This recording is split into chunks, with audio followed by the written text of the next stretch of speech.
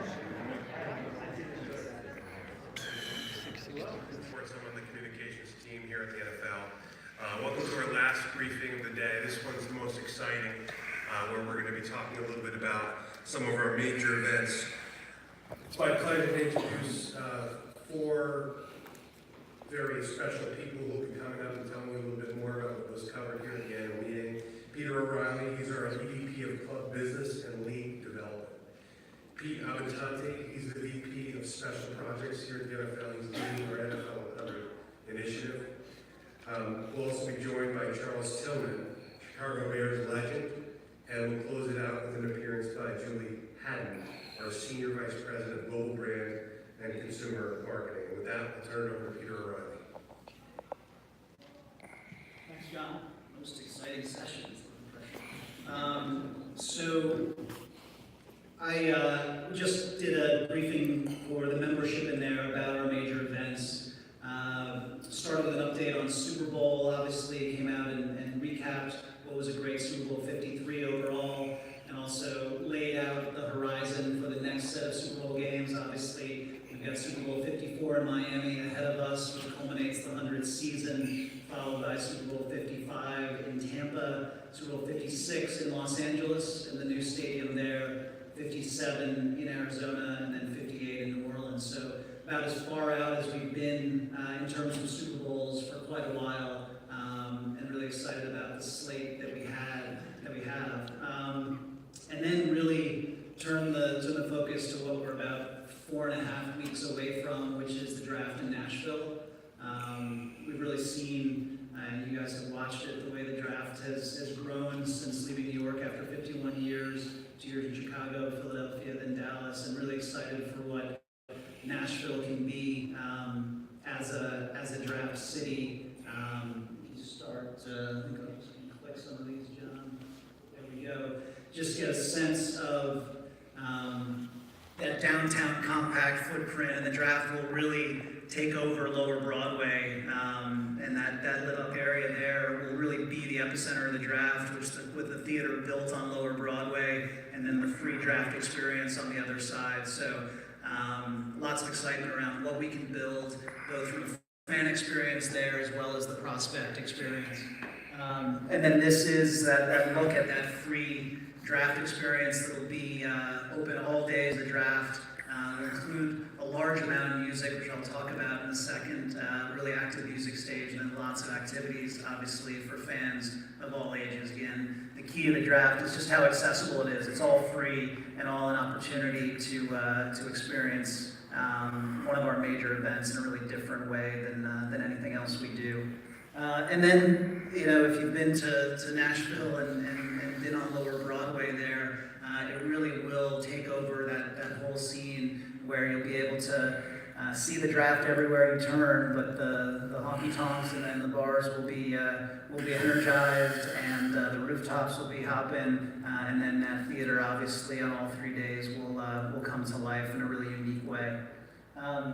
This stage, and Pete Abitante will talk in a bit about NFL 100, but clearly NFL 100, we launched it in a big way with our Super Bowl commercial, and NFL 100 will be woven through everything related to the winner of our contest right now, which is the fan winning tickets for 100 years.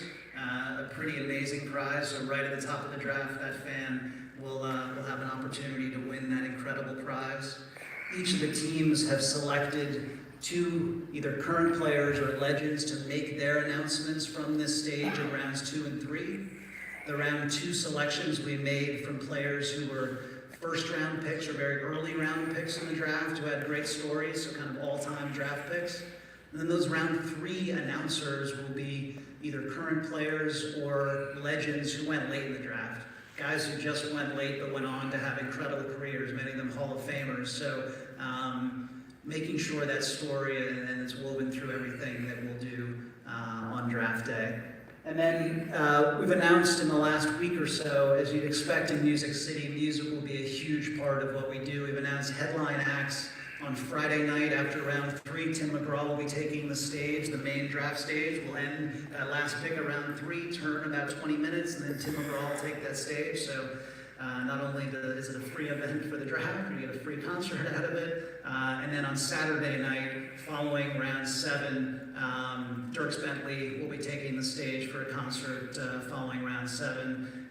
We announced last week as well that the 12-time Grammy winner, gospel star CeCe Winans will be singing the national anthem. The draft will have its first ever house band, so on the stage we'll have a house band, create a little bit of energy there, and then just 20 plus acts at our side stages going on, all different genres, so not just a country music experience, but an overall music experience. So incredibly excited for what we're doing, what the fan opportunities are, as well as a great group of prospects who will be coming into Nashville and we'll be announcing that group in the coming weeks.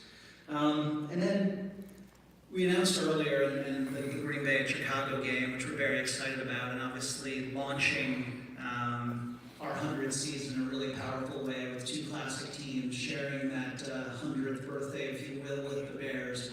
And we're excited to announce that we'll be working with the city of Chicago and the Bears on a free, significant size free fan event in Grant Park on that Thursday that will really expand beyond the game at Soldier Field, but free concerts in the park, appearances by players. I know the Bears are going to be bringing in a large number of their legends, and then another element that we're excited about, which we've never done before, which is working with our partner NBC to create a free viewing event for the game in the park. That's something we typically have not done, is create that opportunity for fans to stay around after the kickoff concert and view the game in Grant Park there.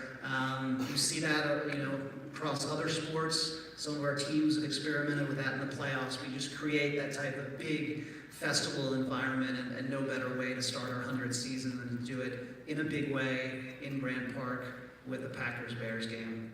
And then obviously Sunday night, a great moment, as Hans and Brian talked about earlier, with the championship moment on NBC and the Patriots hosting. So with that, and that's how we'll launch the 100th, I will turn it over to the person who's leading the NFL 100 efforts and has visited every single NFL team, I think, over the last 2 months, and is bringing NFL 100 to life, and that's Pete Abatanti.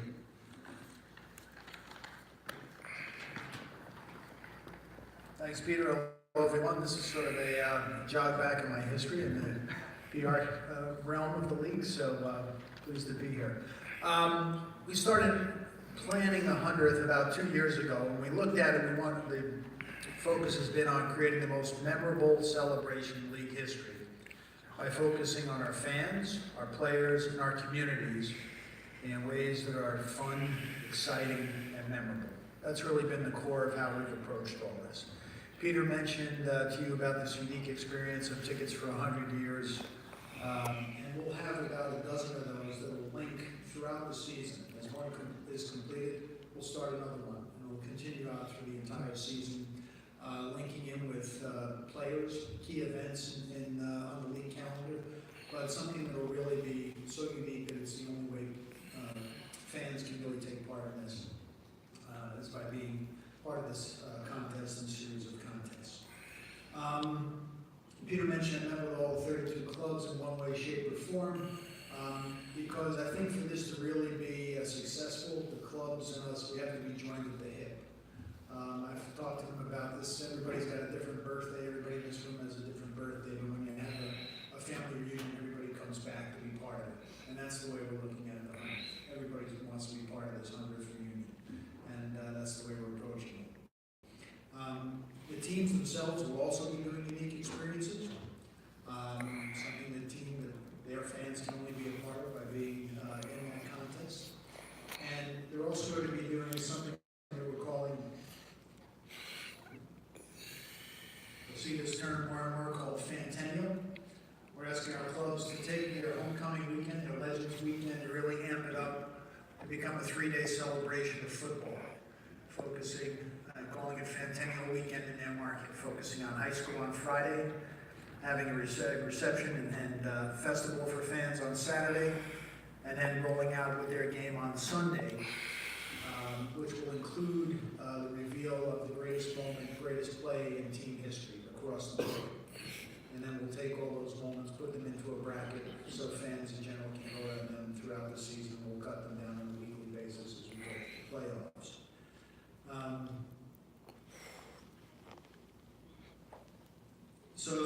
come through, I mentioned communities being a big part of this, and we're going to dive back into our past as part of the draft. We're going to celebrate the 13 original towns, the original communities that were represented in that first organizational meeting in Canton, Ohio on September 17, 1920. There are actually 14 teams that came out of that, but 2 were from Chicago, so that's how you get 13 original towns. And we're going to go back to each one. We're going to make draft selections from around 6 at 8 of those towns. And the foundation, our NFL Foundation, each community will receive a $10,000 grant for youth football as part of this. And we're going to single out Dayton to do something special in Dayton as part of the 100th original town celebration, because Dayton was the location of the first game in NFL history on October 3rd, 1920, the famous Dayton Triangles, Columbus Panhandles game. And they played at a place called Triangle Park, which still exists, and we're going to rebuild the field in Triangle Park. And then the Bengals have agreed to have one of their training camp practices. They were able to dedicate the field as part of the 100th celebration. So, I mean, that's all pretty exciting stuff and new. And this is what that first illustration of that first meeting looked like. George House and the fedora in the middle of the screen in the rear. It was during Prohibition. I'm not sure what the buckets are on the floor. Was it in?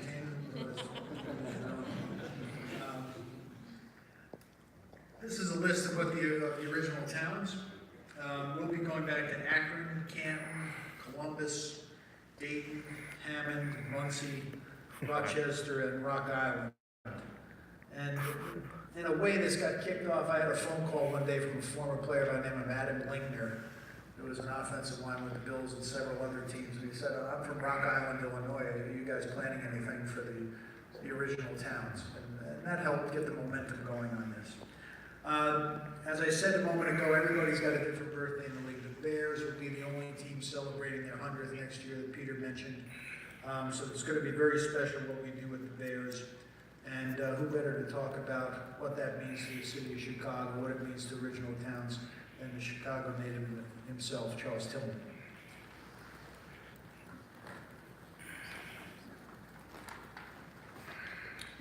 How's everybody doing? How's everybody doing? Outstanding. You said earlier, this is like the best part of the whole event, right? So I'll try that again. How's everybody doing? Outstanding. Woo! I need that energy. I feel it. I talk better when I give me energy, right? So just to, I don't have my clicker, but the picture that you saw earlier, it was root beer. They were all drinking root beer. But yeah, I've enjoyed my time. Yeah, there you go. It's all root beer, I promise you. I enjoyed my 12 seasons in Chicago and our run at a Super Bowl. No thanks to Peyton.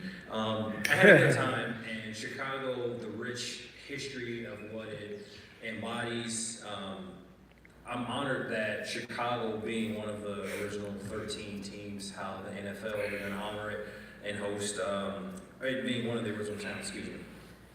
I also think it's pretty cool how the NFL announced earlier today that Chicago and Green Bay will be playing their 198th game to kick off the season, for it being a 100th celebration. So I also think that's pretty cool. I'm also proud to talk about a Lifetime of Sundays, a special project that I was a part of, and hopefully you guys will get a chance to see that one day. It's a Lifetime of Sundays with the Fab Four, our 4 female owners, and this next person coming up to the stage or podium, she's probably one of the main people responsible for that, and her name is Julie Haddon. Did I get it right? Yeah. She was mad I was going to butcher, but I'm a professional, so I know what I'm doing. Julie, come on. Does that mean I get to call you Tina? Yes, ma'am. Yes, All right. I'm from Chicago, too. So, hi, I'm Julie Haddon. I am the SVP of Global Brand and Consumer Marketing for the NFL. I think about my role, and I think about my team and our charter. It's bringing together and bridging generations of fans, connecting yesterday's fans, today's fans, and tomorrow. And I think about what's important to us is how do we build and attract new fan bases and continue to retain our existing fans? And what better way to do that than rich and compelling content and storytelling? So today, in about an hour, we are bringing together some of the brightest stars to premiere our world debut of A Lifetime of Sundays. This film features our very own Fab Four. As you can see, we've got Martha Firestone Ford from the Detroit Lions, Virginia McCaskey next to her from the Chicago Bears. Next to her is Patricia Rooney from the Pittsburgh Steelers. Next to her is Norma Hunt from the Kansas City Chiefs. I'd like to show you a moment of this movie.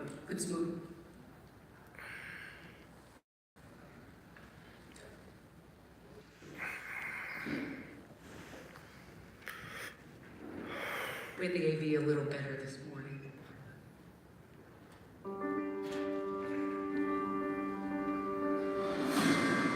I thought it was wonderful that the Eagles won this year.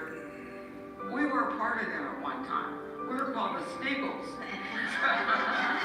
I thought, wow, we're in on this. We have enough trophies.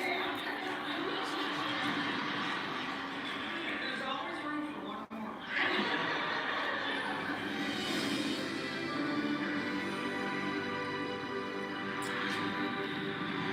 The games I've watched, all the miracles I've watched. I'm just very grateful. I can't think of a better life.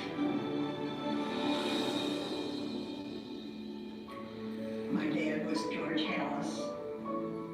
He attended the meeting in Canton, Ohio in 1920 to form an association of all these minor league football teams. That was the beginning of the National Football League. We beat the Vikings in Super Bowl IV. Lamar did name the Super Bowl. He predicted that the Super Bowl would become the greatest sporting event in America. It's just, unbelievable. My husband said, I'm thinking about buying the Lions. What do you think? And I said, how much is it going to cost? And he said, I think about $4 million. And I said, oh no, that's way too much. It was not nearly as good as George Hallis, who bought his team for $100. Last chance for the Steelers. The media reception was just unreal.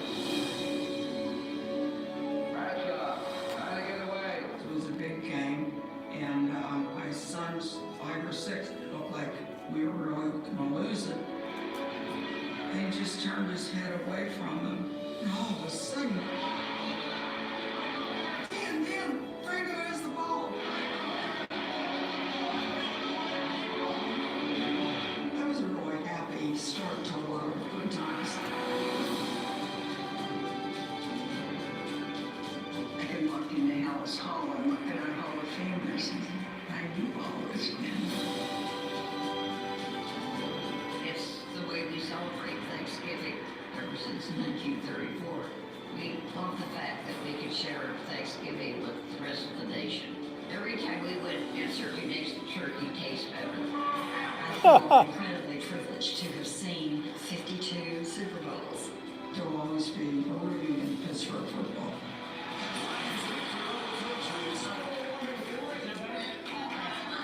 My best memory hasn't come yet. I want to get the Lombardi Trophy.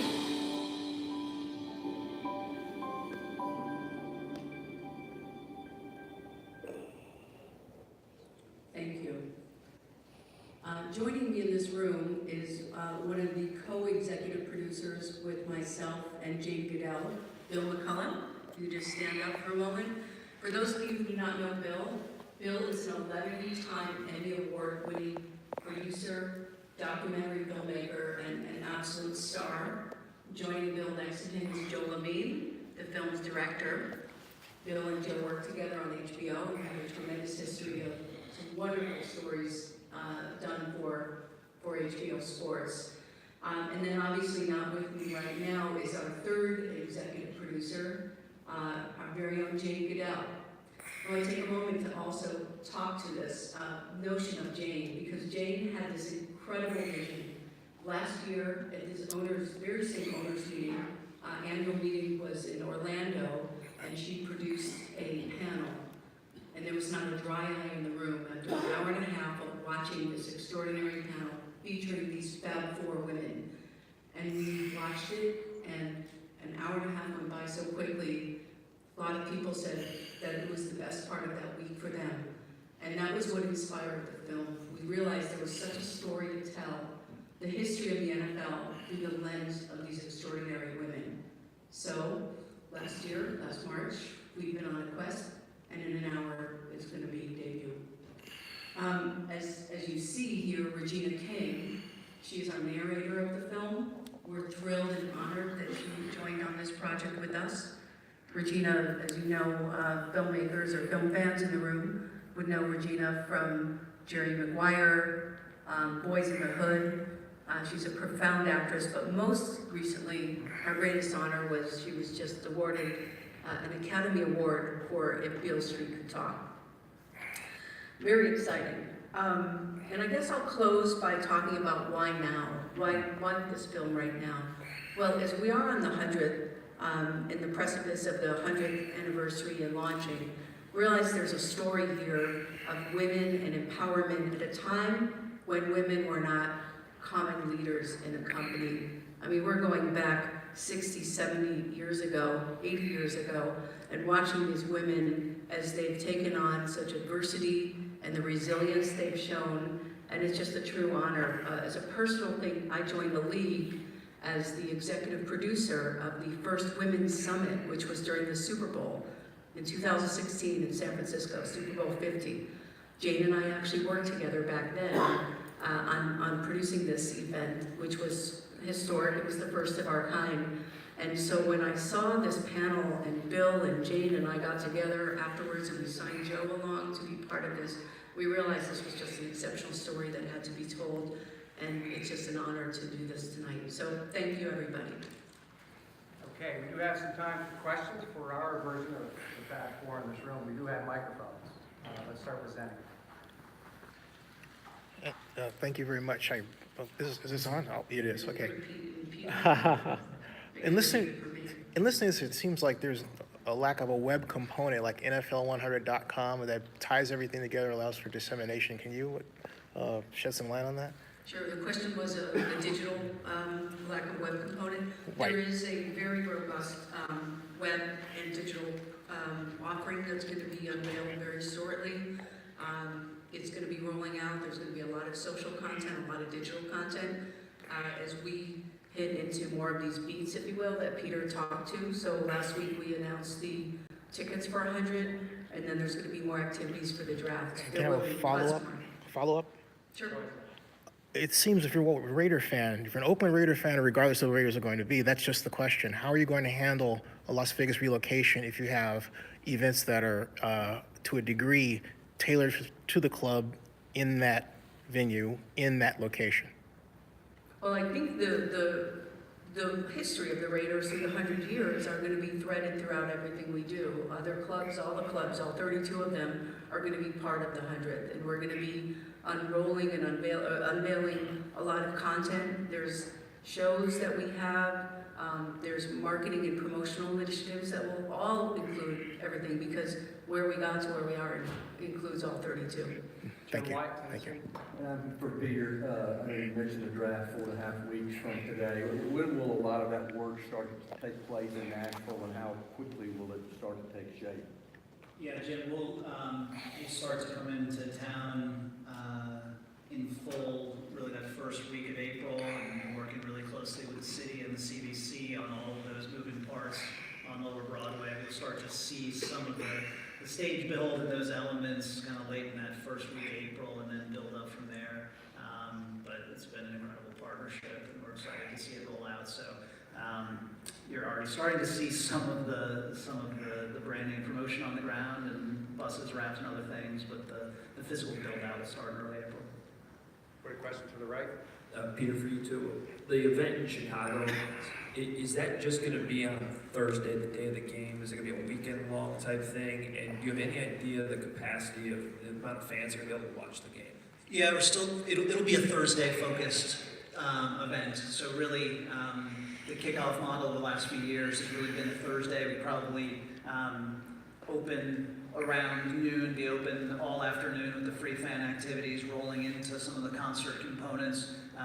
We need to just finalize our arrangements with the Parks District and others, so we're still zeroing in on what the exact footprint will be, which will dictate the capacity size, but it'll really be an afternoon free fan event into the concert game, public viewing of the game. So more to come on that as we get rolling, but obviously it's a venue we know well from the draft there. It worked beautifully, and they were a great partner around the 2 years we were in Chicago for the draft. Barry? Pete, Yes. can you give some more details on what you're doing in Dayton? And when, and just any more details you can on the building of the field and the event you actually during the draft? So, we've talked to actually all these 8 towns, we've talked to the mayors of all these towns to get their input, because we want to have the fan celebration as part of the draft in each of these places. In Dayton, we've also talked to several of our turf manufacturers about moving in there and putting and installing this field, and that is definitely moving forward. As I said, Triangle Park is where the first game took place, and so that's going to be the focus of it. We will make a draft pick from there, Barry, at least one, and then turn our attention there in the next few months to make sure this field does get in there in time for the Bengals to go there and practice as part of training camp. Is there a date on that? Will it be the Bengals making the draft pick from the state? It's not clear, no, I don't, that's one of those things that's tying it all together. It could be the Bengals pick from there. We're working with the clubs yet to see which might be the right ones. For instance, Buffalo and Rochester are teaming together. I think the Colts and Muncie, Indiana are doing theirs together. Finding where the right mix might be. Otherwise, we'll just have them and they'll make a pick for whatever the team is in the 6. We'll work that all out. Dan, Chicago? Peter, you touched on this briefly, but in what ways did the league's experience with the draft in Chicago for those 2 years either give you a head start or added excitement for what you guys can do at the kickoff? I think both. I think it was, we got a real comfort level, and we knew that was just such a great venue, and we knew that going into the draft, and then we had 2 great years there.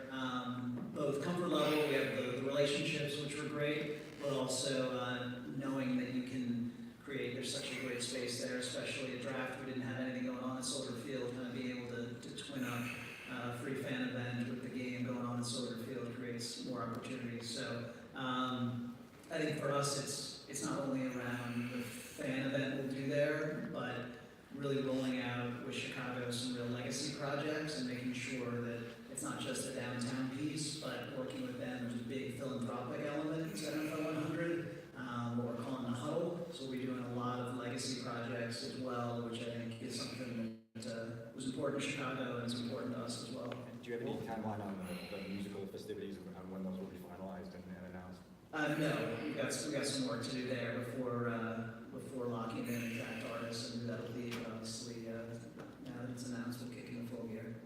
When was Sam Farmer? I just have one for Peter and one for Pete. Peter, is the league doing anything in conjunction with the Hall of Fame to do anything unique with the Hall of Fame ceremony to celebrate the 100th season? Yeah, absolutely, and we've been in lockstep with David Baker and the team at the Hall throughout, and Pete especially, on what's going on there. You'll see this year's Hall of Fame Enshrinement Week will obviously nod to the 100th, and they're very much a part of those original towns, the most original, if you will. So we'll be making draft picks from Canton on day 3 and round 6. Obviously in August, we'll weave in the 100th theme there, and then continue to discuss what we might do together with them on the actual birthday. So you've got Super Bowl to Super Bowl, that's NFL 100, and then you've got September 17th, 2020, so the Thursday of week 2 of that next season as we start our 101st season. So thinking about ways to obviously acknowledge the birth date itself. Okay, and Pete, you briefly mentioned this tournament structure or something where you have the best play in NFL history, the greatest play? Yeah, the greatest, we've asked each team to select the greatest and most memorable moment in their club's history. They will create their own contest for fans to vote on for them.